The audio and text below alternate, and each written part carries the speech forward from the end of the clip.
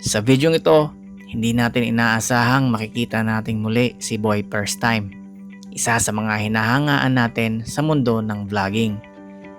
Ngunit hindi naging madali ang lahat. Sa halip na diretso ang biyahe, idinaan sila ng mapa sa isang maputik at off-road na ruta. Ang dapat sanang simpleng pagsundo ay nauwi sa isang mini scam ride. Kaya ano pang inaantay nyo? Tara, samahan nyo ulit ako sa aking adventure.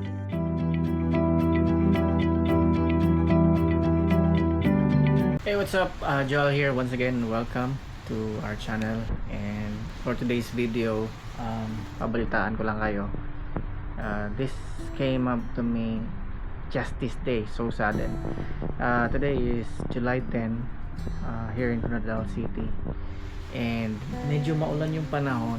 And anong oras na ba ngayon? It's 5 p.m. na. 5 p.m. na at medyo maulan. Parang ayaw tumigil ng ulan. And yung update ko lang sa inyo is hindi natin inaasahan na today through lead Jay Pontino ng Gensan, tinawagan niya ako kanina at sinabihan niya sa akin na yung idol natin na si Boy P is coming here in Coronadal City at galing na sa Gensan and looking for a place to stay for the night. And sinabi niya since medyo may space dito yung parking natin, if pwede dito.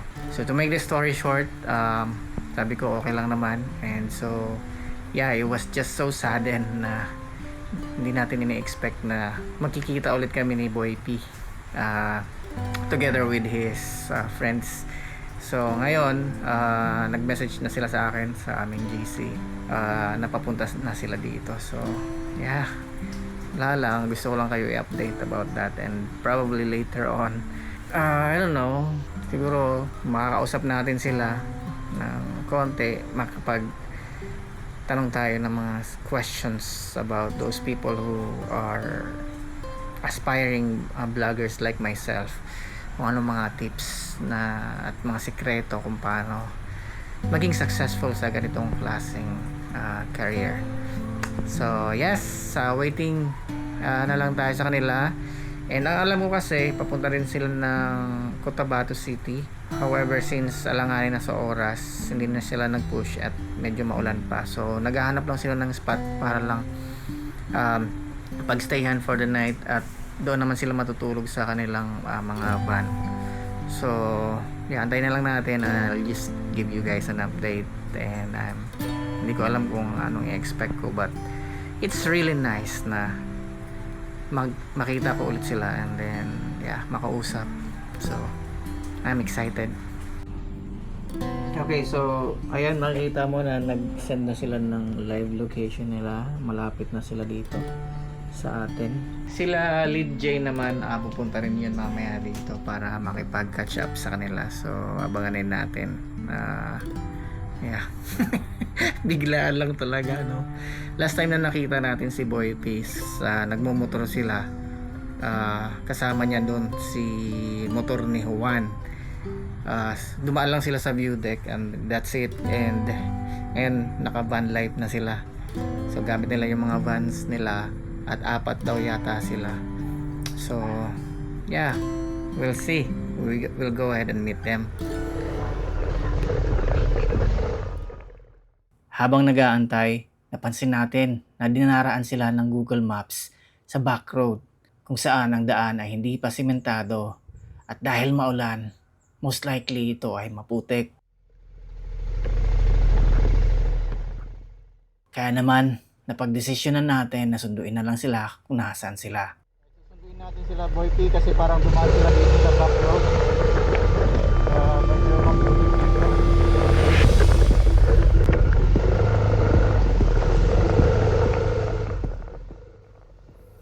Habang sinusundan ko sila sa mapa, ay dito tayo napadpad sa sakahan na kung saan hindi ko pa to nadaanan before.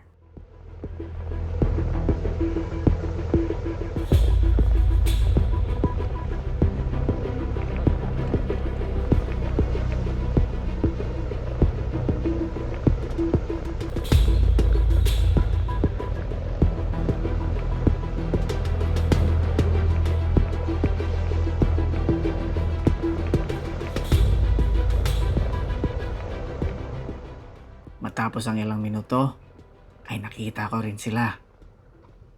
At pinasunod na lang natin sila sa atin hanggang sa bahay.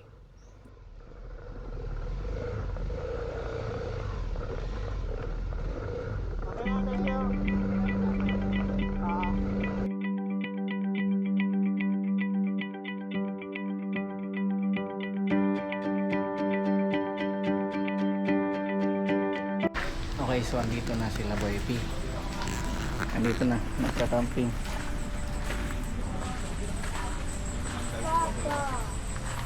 Ayan. Sa wakas, nakarating na rin sa bahay. Matapos nilang mag-set up, konting kwentuhan, at maya-maya pa, dumating din sila Lijay galing pa ng Jansan. Hindi tayo nakapag-video masyado kasi medyo nahihiya pa tayo sa kanila. Pero kahit papano, off-cam, marami na rin kami napagkwentuhan at napag-usapan.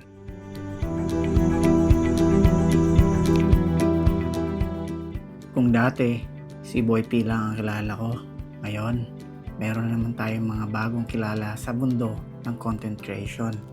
Nakilala rin natin si K-Camp PH, si Sir Eli, at si Jay Bry.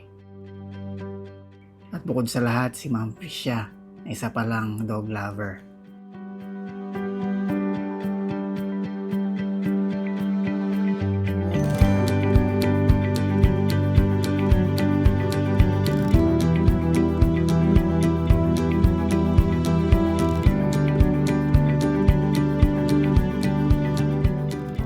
Layo pala ng pinanggalingan nyo. Oh, Pinaging adventure. umiikot yan sa sa Pilipinas, next sa mundo na daw. Oh. Di ba? Malay mo, di ba? Sa space na. Malay nyo, baka punta ako ng space. Oh, Hindi na ako mag-vlog. oh, grabe naman. Wala nang viewer. Ay, sabagay. Pero ba, pwede ka mag-upload ng Sa'yo. satellite. Mag-isa ka lang doon. Hindi po, may kasama hawak ko yung satellite. Sino sasama sa'yo? Sa lahat, sesend ko lahat doon. Hawak ko ang beat. Tapos iiwan ko doon. Sir Eli. Sa akin, hindi ko mag-ilonggo ba? Bukod lang. Di ba? Basta, gusto ko talaga. So, paalis na sila ngayon. Sige, ingat-ingat. Next. Tayo upload yan. Tulad ng bawat paglalakbay, dumarating din ang oras ng pagtatapos. Subalit, sa maikling panahon na nakasama at nakilala ko sila, nag-iwan sila ng inspirasyon at mga alaalang hindi ko makakalimutan. Naniniwala akong hindi ito ang huli, kundi simula pa lamang ito ng marami naming pagkikita. Pero sa ngayon, mag-iingat kayo sa biyahe. Hanggang sa muli, and see you on the road. Thank you. Oo, sige. Sunod. Thank you. Listen, I won't forget the way that you called me back because of the home. Yeah. I'm forever changed. Yeah. I'm forever changed because of you. Yeah. It's your faith that made those mountains move.